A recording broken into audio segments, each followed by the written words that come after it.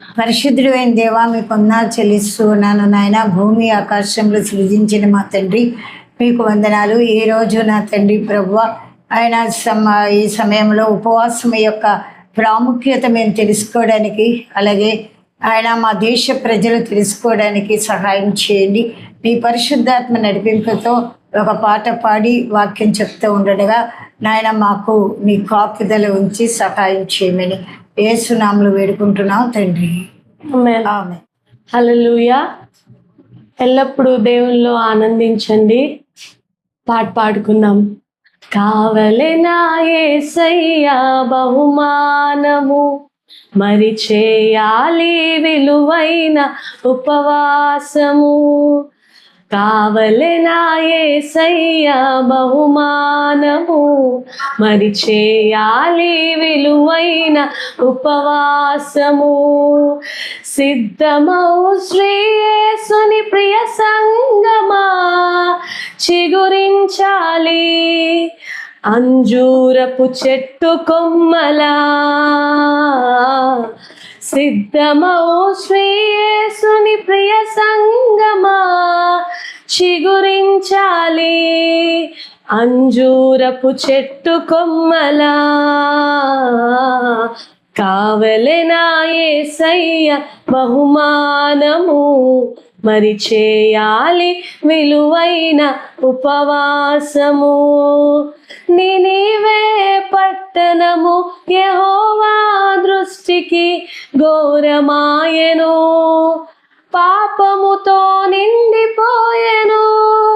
సృష్టికర్త యెహోవా యోనాను దర్శించి నినివేకు పంపెను, కనికరము చూపించెను.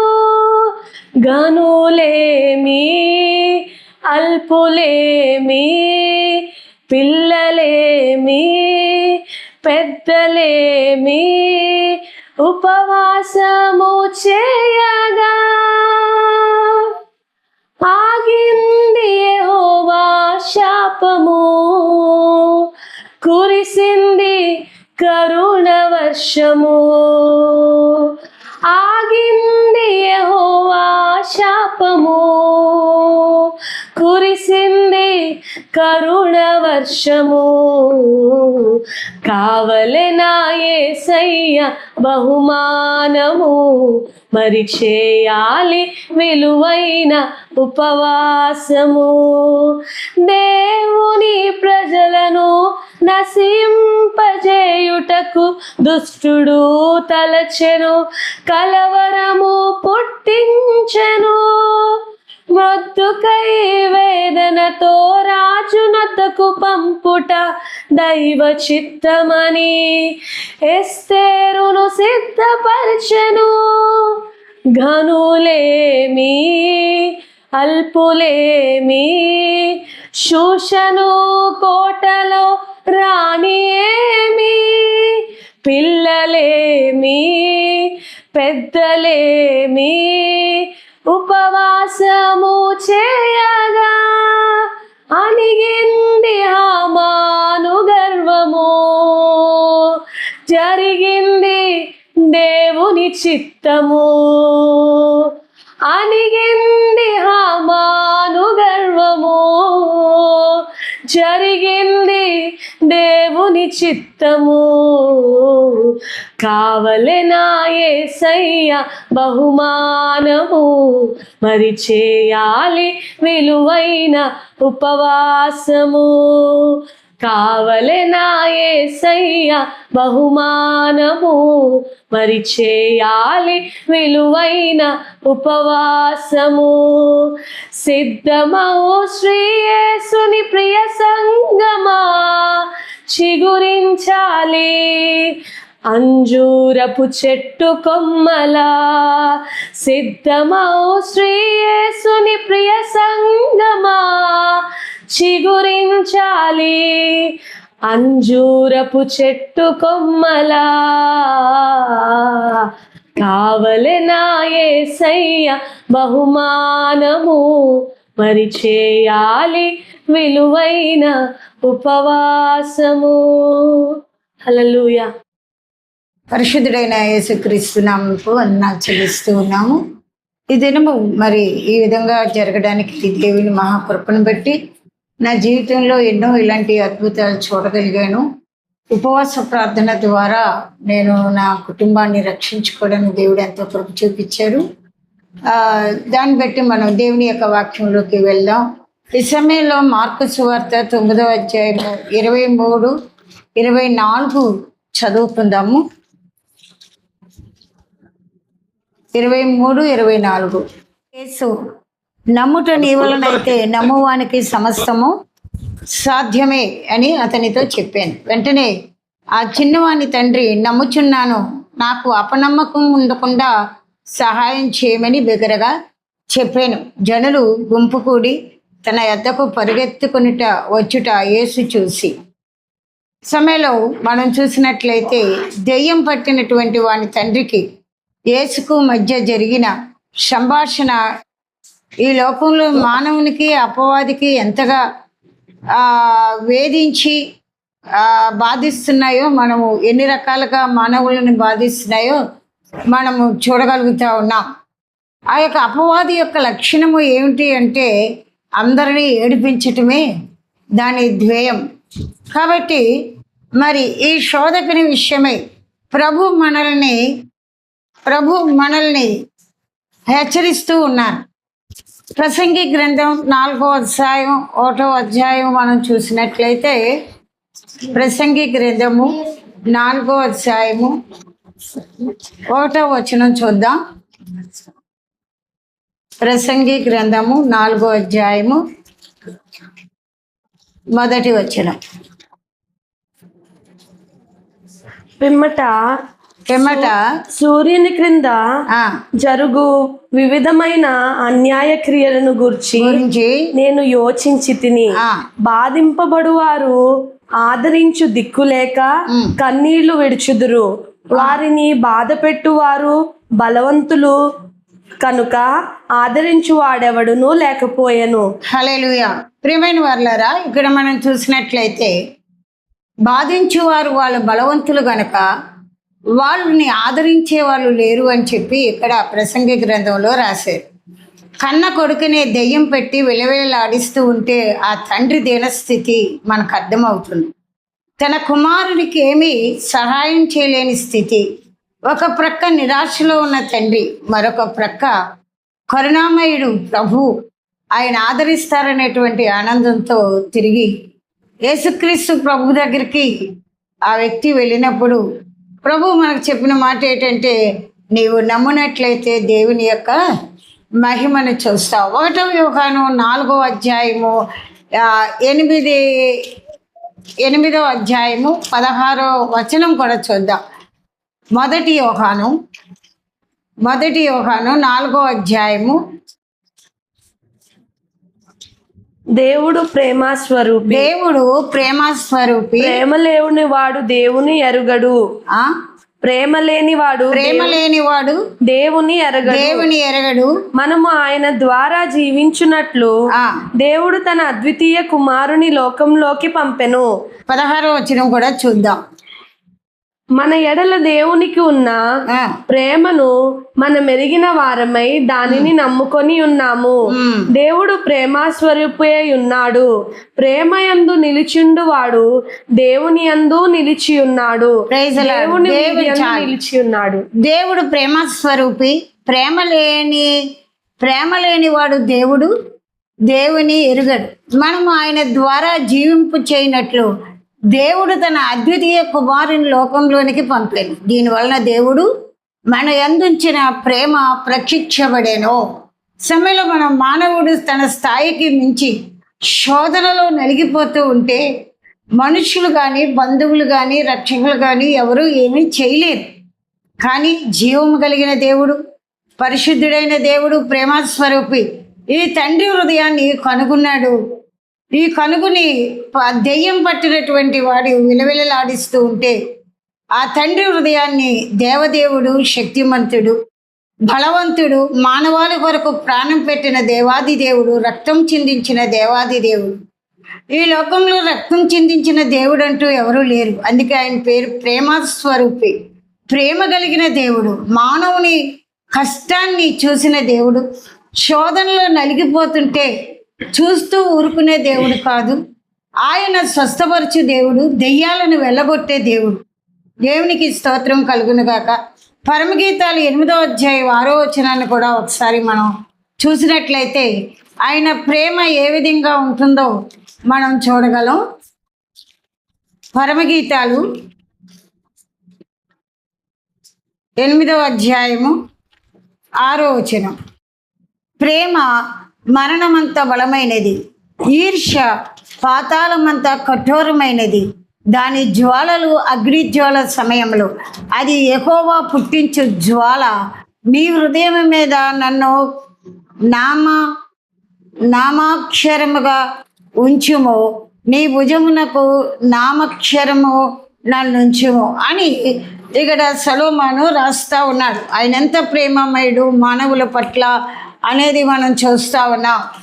ప్రియమైన వాళ్ళరా, ప్రేమ మరణమంత బలమైనది, ఈర్ష్య పాతాళమంత కఠోరమైనది అని చెప్పి అంటే మానవులు చివరికి వైద్యులు సమేతము కూడా ఈ రోజుల్లో డబ్బు గురించే చూస్తూ ఉన్నారు.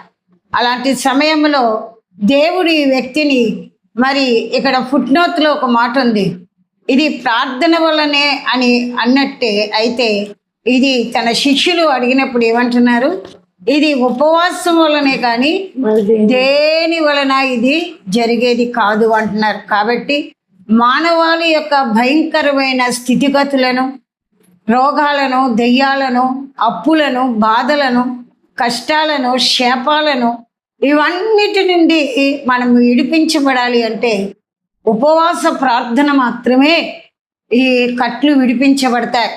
మోగ దయ్యమా వెళ్ళుము అని అడిగినప్పుడు మరి ఆ మోగ చెవిటి ఆ యొక్క అస్తమానం తరచు అగ్గిలోకి మరి అలాగే సముద్రంలోకి పడిపోతున్న ఈ వ్యక్తిని దేవుడు, పరమదేవుడు, పరిశుద్ధుడు, ప్రేమస్వరూపి ఆయన భయంకరమైనటువంటి పరిస్థితుల్లో నుంచి ఆ యొక్క యవన బిడ్డను విడిపించి తన తండ్రికి అప్పచెప్పినప్పుడు ఆ తండ్రి ఎంతో ఆనందించాడు. ఒక ప్రక్కన నిత్య నరకము, మరో పక్కన ప్రేమమయుడైన దేవుడు, అనురాగానికి ప్రతిరూపమైనటువంటి దేవాది దేవుడు మన జీవితాలలో ఎన్నో కార్యాలు, అద్భుతాలు చేసినటువంటి దేవుడు. దేవుని బిడ్డలారా, ఈ సమయంలో ఎవరైనా నీవు దేవుణ్ణి ఎరగవాళ్ళైనా ఎరిగిన వాళ్ళైనా ఎవరైనా సరే, నా కుటుంబంలో మరి మేము మొత్తం నా తల్లిదండ్రులకు 8 వాళ్ళ భార్యలు, వాళ్ళ భర్తలు, వాళ్ళు ఒక రోజున మా ఇంట్లో ఇటువంటి భయంకరమైన నరకయాతన, లేమి, ముఖ్యంగా మత్తు పదార్థాలు, మరి పూజలు, విగ్రహారాధికుల్లో నుంచి వచ్చాం. వేశ్య సాంగత్యం కలిగినటువంటి వారు, దరిద్రత తాండవిస్తూ ఉంది. అలాంటి సమయంలో యేసు ప్రభువుని నా సొంత రక్షకుడిగా అంగీకరించాను. ఆ తర్వాత నేను 60 దినాలు ఉపవాసం ఉండి నా ఇంటి వారందరి గురించి నేను ఉపవాసం ఉండి ప్రార్థన చేసినప్పుడు ఈ రోజున మేము 70 మంది అయ్యాం. 70 మంది కూడా అందులో మరి సగము 40 మంది అయినా మేము పిల్లలం దేవుని సేవ చేయించున్నాం. అనారోగ్యాలు వచ్చినప్పుడు, భయంకరమైన లేమి, కరువు కలిగినప్పుడు మా శాప పాపాలన్నీ విడుదల చేసిన మహాదేవుడు ఉపవాసాలనే కానీ ఇక దేని వలన కాకుండా ఈరోజు విశాఖపట్నంలో 23 సంఘాలు కట్టి మేము దేవుని సంఘములో అనేకులకు ఈ విషయాలు తెలియచేయాలనేటువంటి దర్శనంతో నేను ముందుకెళ్తూ ఉన్నా. కాబట్టి నిత్య నరకం నుండి నిత్య మరి రాజ్యంలోనికి మమ్మల్ని 70 మందిని తీసుకున్న దేవాది దేవునకు, అనురాగరహితుడైన ప్రతిరూపమైన దేవాది దేవునికి నేనెంతో వందనాలు చెల్లిస్తూ, ఇలాంటి వారు ఎవరైనా ఉంటారని చెప్పి నేను ముందుకు సాగుతూ యూట్యూబ్లో మాట్లాడడానికి దేవుడు కృప చూపించారు. చూడండి, ఇజ్రాయేల్ని చూద్దాం. నిర్గమాకాండం 3వ అధ్యాయం 9 నుంచి 10 వచనాలను మనం చూద్దాం. నిర్గమాకాండము 3వ అధ్యాయము 9-10 వచనాలు. ఇశ్రాయేలీల మొర నిజముగా నా యొద్దకు చేరినది. చేరినది. ఐగుప్తీయులు వారిని పెట్టుచున్న హింస చూసితిని. కాగా రమ్ము, నిన్ను ఫరో యొద్దకు పంపెదను. ఇశ్రాయేలీయులైన నా ప్రజలను నీవు ఐగుప్తులో నుండి తోడుకొని పోవలనెను. ప్రైజ్ ది లార్డ్, హల్లెలూయా. ఈ యొక్క 9వ వచనము ఏముందండి? ఇజ్రాయేలీల మొర్ర నిజముగా నా నా యొద్దకు యొద్దకు చేరినది అని చెప్పగలుగుతారు. అదే 24:2-24 చూస్తే, కాగా దేవుడి వారి మూలుగులను విని అబ్రహాము ఇస్సాకు యాకోబులతో తాను చేసిన నిబంధన జ్ఞాపకం చేసుకునేను. దేవుడు ఇశ్రాయేలీయులను చూచెను, దేవుడు వారి యందు లక్ష్యమిచ్చెను. ప్రియమైన వాళ్ళారా, మన మూలుగులు, కన్నీరు, ఉపవాసము, బాధ ఇజ్రాయెల్ నడిపించిన దేవుడు నీ కుటుంబాన్ని, నీ సంఘాన్ని, నీ ప్రజలను, నీకు మరి బాధపడుతున్న నీవు, నీ మూలుగులు విన్న దేవుడు నిన్ను కూడా దేవుడు ఆ విషయమై పరిశోధించి ఫారో లాంటి సాతానుడు నిన్ను కలవరపరిచి నిన్ను ఇబ్బంది పడుతూ ఉంటే నువ్వు మొర్రపెట్టినట్లయితే జీవం కలిగిన దేవునికి నీ మొర్ర విని దేవుడు జ్ఞాపకం చేసుకుని నీ ఇంట్లో ఉన్న కష్టాలన్నిటినీ కూడా దేవుడు ఆయన ప్రజలను ఆయన ఐగుప్తుల నుండి తోడుకుని పోవాలని మరి ఆయన చెప్తూ ఉన్నప్పుడు ఎంతగానో విన్న మోషే దేవుడు అద్భుతం చేస్తా ఉన్నాడు. ఎర్ర సముద్రాన్ని 2 పాయలుగా చేయించాడు, కష్టాల్లో నుంచి విడిపించాడు. 1 కాదు 2 కాదు, ఇజ్రాయెల్ 6 లక్షల కాల్బలాలని దేవుడు మోషే ద్వారా విడిపించినట్లుగా నిన్నును, నీ కుటుంబాన్ని, నీ సంఘాన్ని, నీ దేశాన్ని కూడా విడిపించగలడు ఉపవాస ప్రార్థన ద్వారా. ద్వితీయోపదేశ కాండము 1వ అధ్యాయం 10వ వచనం చూడండి. ద్వితీయోపదేశ కాండం 1వ అధ్యాయం 10వ వచనం.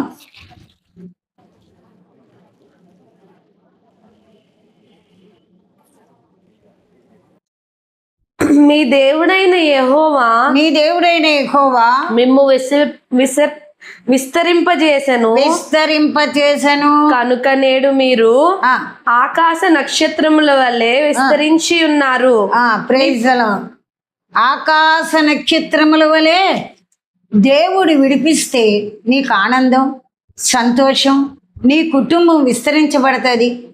కోల్పోయిన నీ యొక్క పరిస్థితులన్నీ తిరిగి దేవుడు నీకు ఇవ్వగలడు. అదే ద్వితీయోపదేశకాండం 10:22 కూడా చూడండి. 10వ అధ్యాయము 22వ వచనాన్ని కూడా చూద్దాం. నీ పితరులు 70 మంది ఐగుప్తునకు వెళ్ళిరి. ఇప్పుడు నీ దేవుడైన యెహోవా ఆకాశ నక్షత్రము వలె నిన్ను విస్తరింపజేసి ఉన్నాడు. ఉపవాస ప్రార్థన వలన మన సంఘాలను విస్తరించగలడు, దేశానికి న్యాయం చేయగలడు. మన దేశము చక్కగా శాంతి సమాధానాలతో కూడా చక్కగా ఉండగలదు. మన నాయకుల కొరకు, మన ప్రధానుల కొరకు, అందరి కొరకు తిమోతి పత్రిక 2వ అధ్యాయంలో మనుషులందరి కొరకు ప్రార్థన చేయమనేటువంటి మాటను ప్రకారంగా మనం దేశ నెమ్మదే మన నెమ్మది. కాబట్టి మన దేశం ఎప్పుడైతే నెమ్మదిగా వద్దో మనము వర్ధిల్లుతాం. ఇజ్రాయేలీల వలె ఆకాశ నక్షత్రముల వలె మనలను విస్తరింపచేసే దేవుడని బైబిల్ చెప్తా ఉంది. కాబట్టి దేవుడు ఆ యొక్క బిడ్డను ఎలాగైతే విస్తరింపచేశాడో అలాగే మనల్ని కూడా విస్తరింపచేసే దేవుడు. కానీ నీతో నేను ఏం మాట్లాడతానంటే, ఇంతవరకు ఒకవేళ ఎవరో దైవజనులు అందరూ మరి ప్రార్థన చేస్తున్నారేమో, ఒకసారి నీ పరిస్థితులను బట్టి ఉపవాసం ఉండి నీవు ప్రార్థన చెయ్యి. నీ సమస్యను, నీ సంఘ సమస్యను, నీ దేశ సమస్యను కూడా దేవుడు విడిపించగలడని నేను మీతో చెప్పడానికి ఇష్టపడుతూ ఉన్నా. ఉపవాసం యొక్క మరి మనం చూద్దాం. ఉపవాసం యొక్క ఆశీర్వాదాలను మనం ఒకసారి చూసుకుందాం. ఉపవాసము మరియు ఆశీర్వాదాలు. ఉపవాస ఆత్మను ఉజ్జీవింప చేయబడుతుంది. అలాగే మనస్సులో ఏకాగ్రీవత కలుగుతుంది. నాకు షుగర్ ఉంది, 73 సంవత్సరాలు. 60 రోజులు, 40 రోజులు, 31 రోజు, ఇప్పటికీ 21 రోజు నేను ఉపవాసం ఉన్నాను. దేవుడు నన్ను బ్రతికిస్తూనే ఉన్నాడు, ఆరోగ్యం ఇస్తూనే ఉన్నాడు, బలంగా నేను చేయడానికి, మరి దేవుని రాజ్యాన్ని స్థాపించడానికి దేవుడు నాకు సహాయం చేస్తున్నాడు పిల్లారా. కాబట్టి ఉపవాసం నిన్ను ఉజ్జీవింపచేస్తుంది. రెండవది, మనస్సులో ఏకాగ్రత ఇస్తుంది, శరీరానికి ఆరోగ్య పునరుద్ధానం ఇస్తుంది, జీర్ణ వ్యవస్థకు సహాయపడుతుంది, సంకల్ప శక్తిని మెరుగు చేస్తుంది, మీకు దీర్ఘాయునిస్తుంది. హల్లెలూయా, హల్లెలూయా.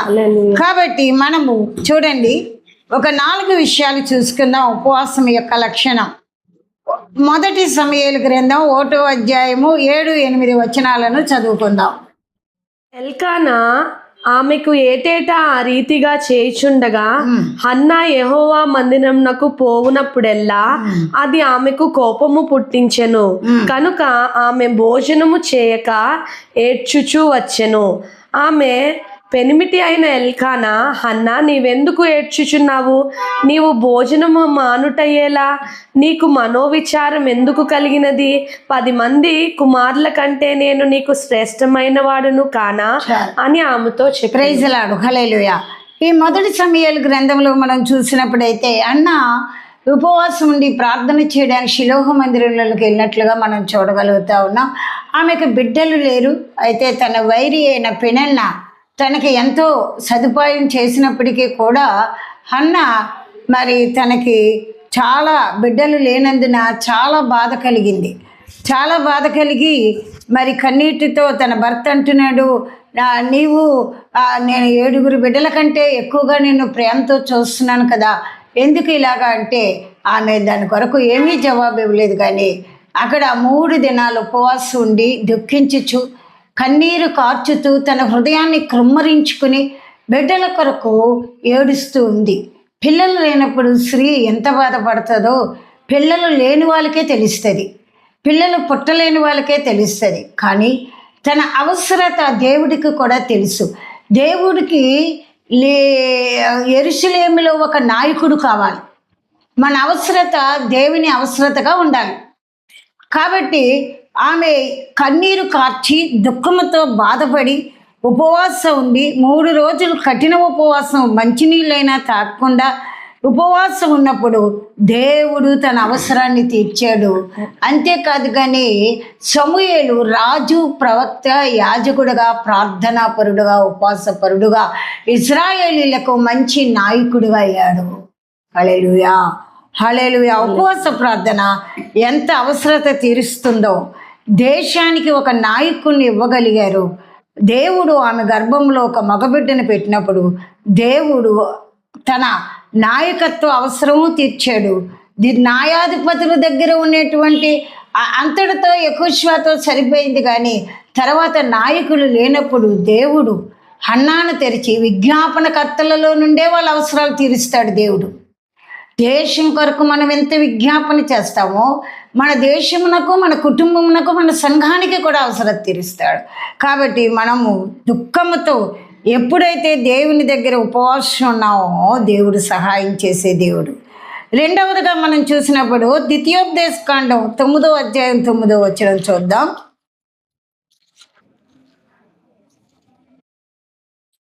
ఆ రాతి పలుకలు అనగా యెహోవా మీతో చేసిన నిబంధన సంబంధమైన పలుకలను తీసుకొనుటకు నేను కొండ ఎక్కినప్పుడు అన్నపానములు మాని ఆ కొండ మీద 40 పగళ్ళు 40 రాత్రులు ఉంటిని. ప్రైజ్ ది లార్డ్, హల్లెలూయా. మోసే నాయకుడు, ఆయన ఎంతో మరి ఐగుప్తు ధనము కంటే కూడా తన ప్రజలతో నింద వెళ్ళబుచ్చటం అనేది హెబ్రీ పత్రికలో ఉంది.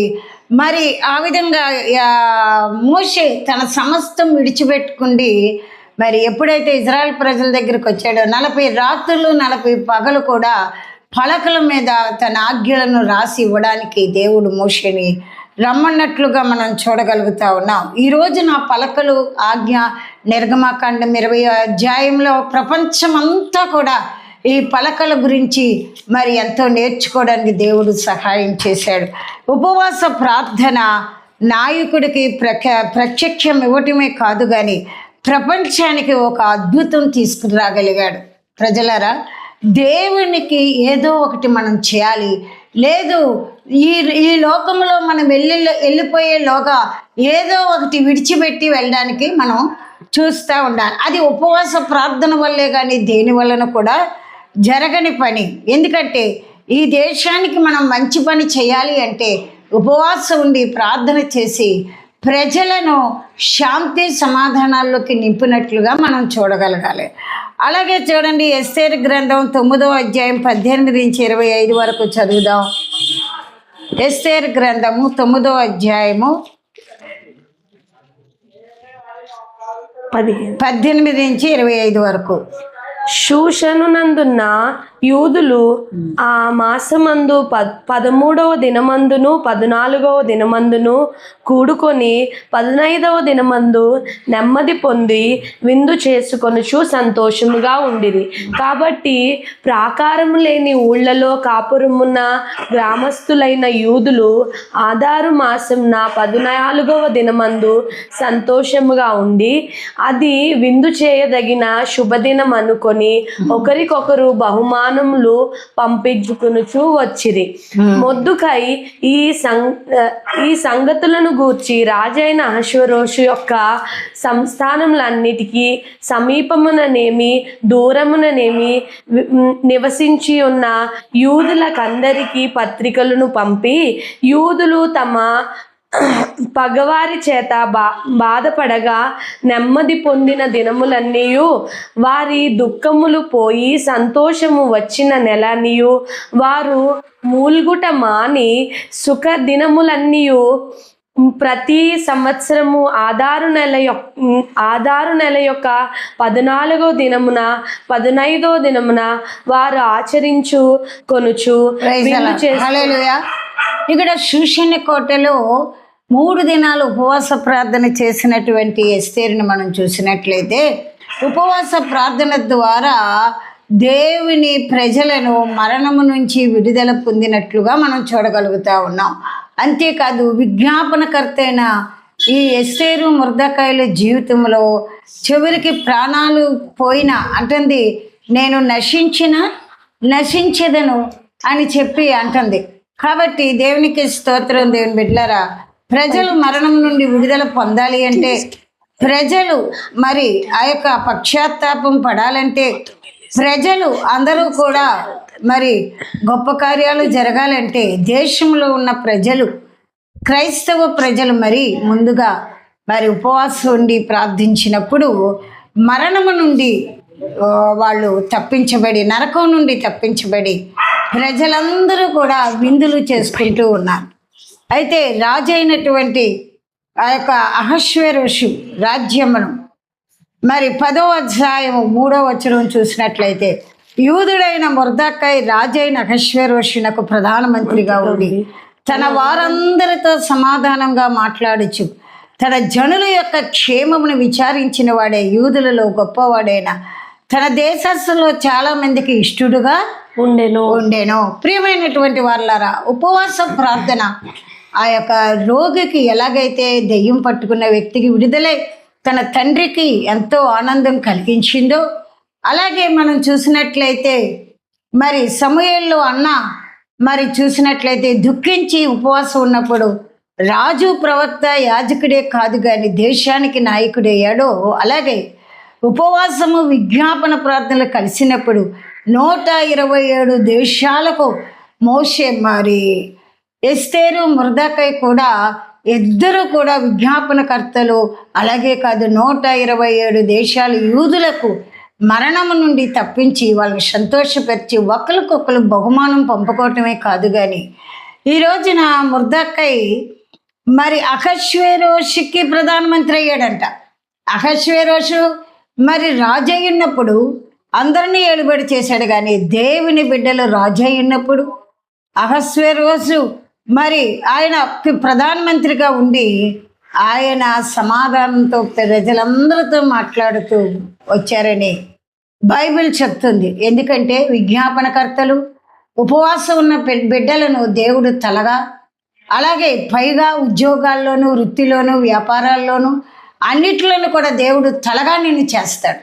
కాబట్టి తగ్గించుకుని మనము మన ఉద్యోగాల్లో ఉన్నటువంటి వారిని ప్రేమించి తగ్గించుకుని ఉన్నప్పుడు దేవుడు నిన్ను తలగా పైగా చేస్తాడు. ఎస్తేరుని, మొర్దెకైని, వారి జాతి ప్రజలను 127 దేశాలకు ఎంత బలమైన ఉపవాసం మనం చూసినట్లయితే, నీవు అయ్యో ఏంటి మన దేశంలో ఇలాగుంది, వాళ్ళు వ్యభిచారం చేస్తున్నారు, ఏంటి యుద్ధాలు జరుగుతున్నాయి, ఏంటి అలా జరుగుతుంది ఇలా జరుగుతుంది అనుకునే దానికంటే నీవు ప్రార్థన చేసే నీ చుట్టుపక్కల వారందరి ఎడల నీకు నెమ్మది కలుగుతుంది.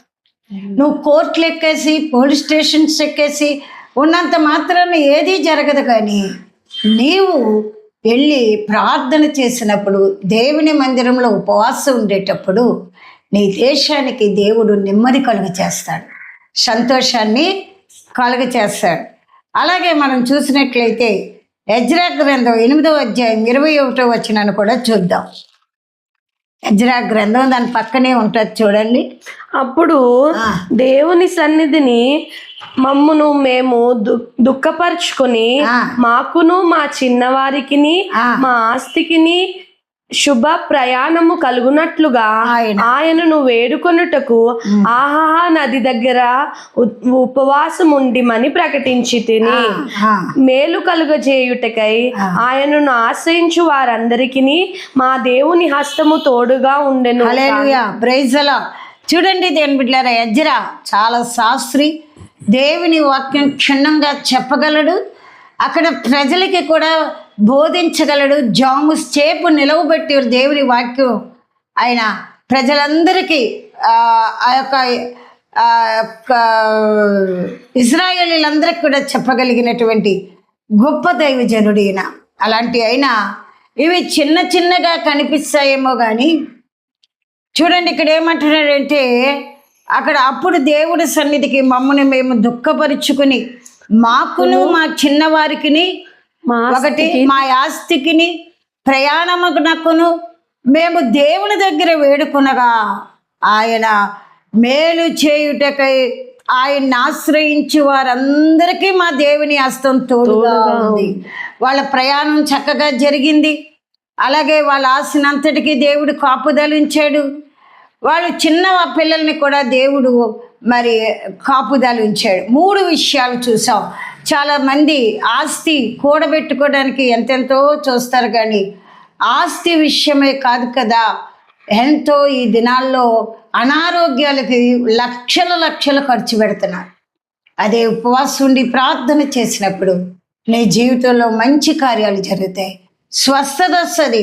నీ గుండు మీద యేసు రక్తం, నీ కిడ్నీల మీద, నీ షుగర్ మీద, నీ థైరాయిడ్ మీద, కళ్ళల్లో ఉన్న క్యాటరింగ్ల మీద దేవుడు నీకు విడుదల చేయబోతా ఉన్నాడు. హల్లెలూయా, దేవునికి స్తోత్రం. ఆఖరుగా నెహెమ్యా 1వ అధ్యాయం 4, 6వ అధ్యాయం 15 మనం చూసినట్లయితే, ఈ మాటలు విన్నప్పుడు నేను కూర్చుండి ఏడ్చి కొన్ని దినములు దుఃఖముతో ఉపవాసం ఉండి ఆకాశమందలి దేవుని ఎదుట విజ్ఞాపన చేసి తిని. చాలు, ఈ సమయంలో మళ్ళా అదే విషయం 6:15 చూడండి. తర్వాత నెహెమ్యా మరి ఆ యొక్క ప్రజలు వచ్చి, యెరూషలేము ప్రజలు వచ్చి, ఈ యెరూషలేము పడిపోయింది, కాల్చబడింది అని చెప్పి చెరబట్టనబడిన వాళ్ళు, శేషించిన వారు ఆ దేశమునకు బహు శ్రమను నిందను పొందుచున్నారు అని చెప్పి యెరూషలేము యొక్క ప్రకారముల గురించి మోషేతో చెప్పగా, ఆయన 4వ వచనంలో ఏమంటున్నాడంటే, కొన్ని దినములను ఆయన కూర్చుండి ఏడ్చి కొన్ని దినములు దుఃఖముతో ఉపవాసము. ఇక్కడ 6 మాసాలు అని చెప్పవస్తున్నారు పండితులు. 6 మాసాలు ఉపవాసం ఉండి దుఃఖంతోనూ ప్రార్థనతోనూ విజ్ఞాపనతోనూ చేసినప్పుడు 6:15 చూడండి. 6వ అధ్యాయం ప్రకారము ఏలూలి మాసము 20వ దినమునందు అనగా 52 దినములకు ప్రాకారములు కట్టుట సమాప్తమాయెను. ప్రైజ్ ది లార్డ్, హల్లెలూయా. ఈ రోజుల్లో మనము సంఘాలు కట్టాలన్నా, మనుషుల్ని కట్టాలన్నా, ఆ విధముగా దేవుని యొక్క పరిచర్య చేయాలన్నా డబ్బు కావాలి, చదువు కావాలి, ఇంకోటేంటి ల్యాప్టాప్ కావాలి, అవి కావాలి, ఇవి కావాలి, అలాగైతే సేవ చేయగలము అంటాం.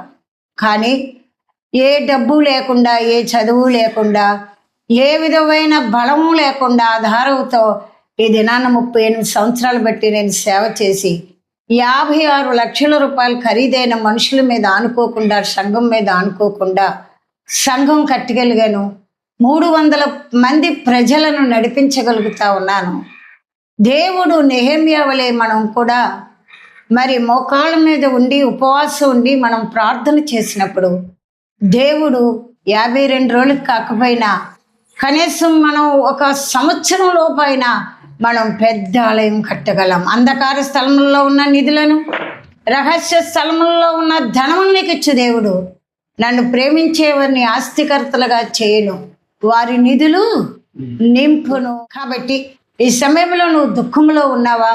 లేకపోతే నీ పిల్లల వలన మారు మనసు లేకుండా నీ పిల్లలు మత్తు పదార్థాలతో అలవాటు పడిపోయి ఉన్నారా?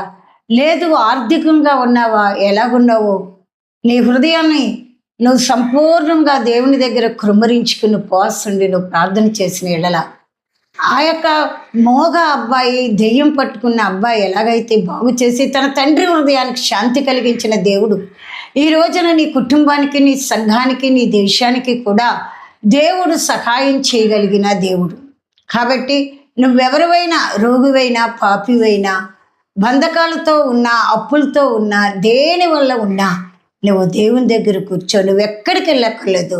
దేవుడు అద్భుతాలు చేసి నీ జీవితంలో ఇప్పుడే నీకు నిండారులుగా 100 ఏళ్ళ ఆయుష్యాలు ఇవ్వగలుగుతా ఉన్నాడు. దేవుడి మాటలు దీవించునుగాక. పరిశుద్ధుడైన దేవా, నీ కొన్నాళ్ళు చెల్లిస్తున్నాను. ఈ మాటలు నీ దగ్గర నుంచి వచ్చినాయి ప్రభా.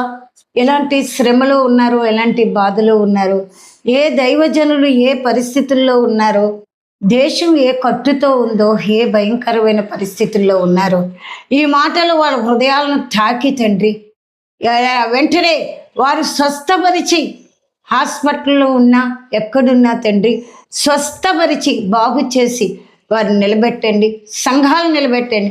మా దేశము ప్రభువా నాయన శాంతి సమాధానము కలుగ చేయమని యేసు నామములో అడుగుచున్నాం తండ్రి. ఆమేన్.